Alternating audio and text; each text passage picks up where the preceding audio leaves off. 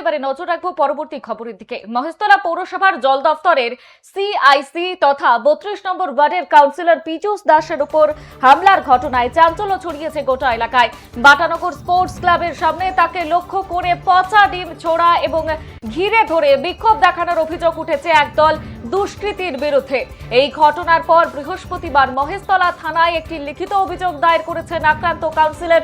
পৌরসভার আয়োজিত এক সাংবাদিক সম্মেলনে পীযূষ দাস দাবি করেছেন এটি সম্পূর্ণ একটি পরিকল্পিত হামলা এবং এর আইনি মোকাবিলা করা হবে। তবে এই ধরনের হেনস্থায় তিনি দমে যাবেন না এবং এলাকার উন্নয়নমূলক কাজ আগের মতোই সচল থাকবে বলেই আশ্বাস দিয়েছেন তিনি।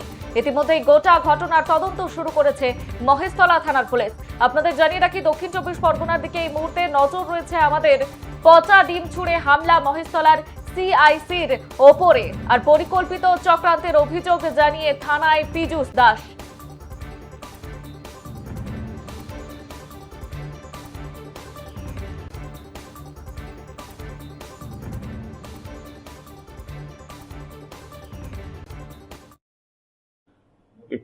শুধু আপনাদের শেষ করার আগে একটা কথা বলবো যে নেতা মানেই চোর নয়।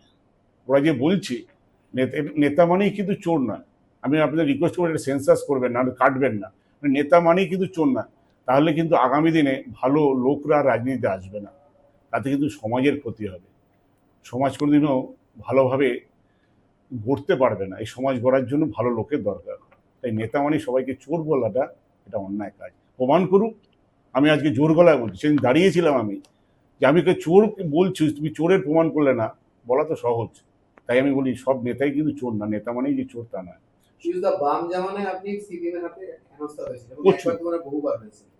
প্রচুর লাঞ্ছিত হয়েছে। হ্যাঁ, আজ পরিবর্তন হয়েছে, আজও আপনি মার খাচ্ছেন। হ্যাঁ, মারতে মানে প্রতিবাদী এবং ভালো কাজটা কেউ মেনে নিতে পারে না। ভালো কাজ যে করে না তার শত্রু বেশি হয়, এটা দেখলাম লক্ষ্য করে, যে ভালো কাজ করার জন্য কিন্তু শত্রু। আজকে অনেক ক্ষেত্রে আমাকে আমার দলেরও কয়েকজন শত্রুতা করেছে, তারা কিন্তু ভালো কাজটা মেনে নিতে পারেনি। বাটানগরের পুজোটা আপনারাই জানেন, আমরা 13 লাখ টাকা এসেছিলাম বামপন্থীদের যখন নিয়েছিলাম, তখন 13 লাখ, আজকে 1 কোটি টাকার উপরে করে 1 কোটি সামথিং, মানে আমি জানি না হিসাবটা এখনো করেনি, করে দেবে 1 কোটি 20 লাখের মতো। বাবুর কত গুণ, কত সব গুণ বেড়েছে আপনারাই বলবেন।